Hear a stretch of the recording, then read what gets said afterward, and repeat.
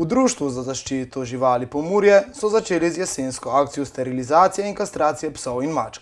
Svoje pse in mačke lahko pripeljete na vse veterinarske ambulante v Pomurju in v Moškanjcih. Več o tem pa Streziko Cvetko iz Društva za zaščito živali. Gospa Cvetko, lepo pozdravljeni. Lep pozdrav.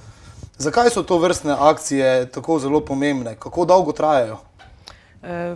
O sami akciji, tiste osnovne informacije, akcija se je začela 1. oktobra in bo trajala do 30. novembra, torej 2 meseca, kot ste že povedali, na vseh 8 veterinarskih ambulantah v Pomurju in pa v Moškanjcih.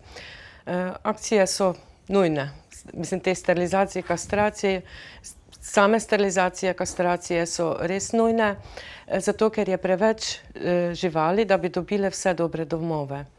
To vidimo mi pri naših akcijah na terenu, da je na domačih dvoriščih veliko število tudi zanemarjenih mačk, veliko je zavrženih živali in zato je potrebno sterilizirati, kastrirati, ker pa vseeno ta strošek mogoče za koga predstavlja preveliko finančno breme, organiziramo društvo vsako leto 2-krat te akcije.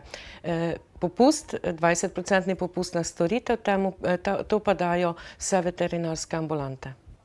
Kakšne pa so prednosti torej sterilizacije? Prvo kot prvo, ni skrbi kam z mladiči. Mačke kotijo tudi 3-krat na leto. Ubijanje je kaznivo, pa tudi nehumano. Potem mačke so bolj zdrave, niso toliko dovzetne za spolno prenosljive bolezni, kot so mačji AIDS, mačja levkoza in pa nekatere oblike raka.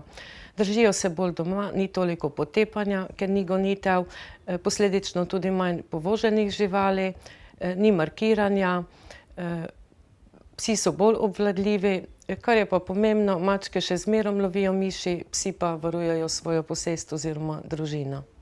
Koliko klicev pa dobivate, ki so povezani z tako ali drugače zavrženimi mladiči psov in mačk?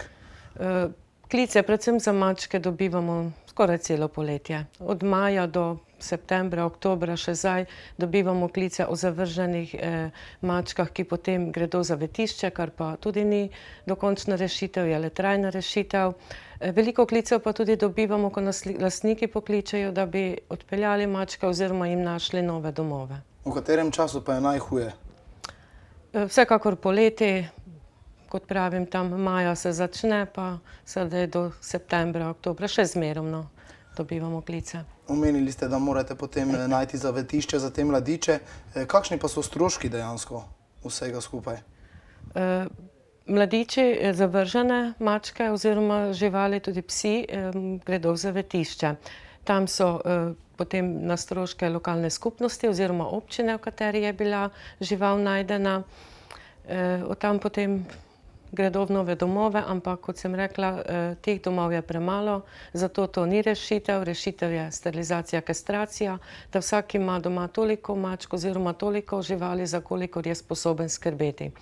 Mi smo pripravljeni iskati domove lastnikom, ko nas prosijo za pomoč, vendar prvo kot prvo se sterilizira mamo mačko oziroma odrasle mačke, ki jih imajo doma.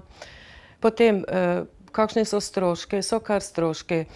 Naredi se test, če nimajo mačjega AIDS ali levkoze, potem se jih cepi proti mačji kugi, mačke, mladiči večkrat imajo tudi ušesne garje, bolhe, da se odpravi vse te parazite, da se jih cepi, sterilizira, kastrira, mislim, da je strošek okrog 200 €. Sterilizacija, kastracija pa zdaj v času trajanja akcije pride dosti manj, tako da še vedno je ceneje. Gospa Cvetko, hvala za obisk v našem studiu. Hvala vam.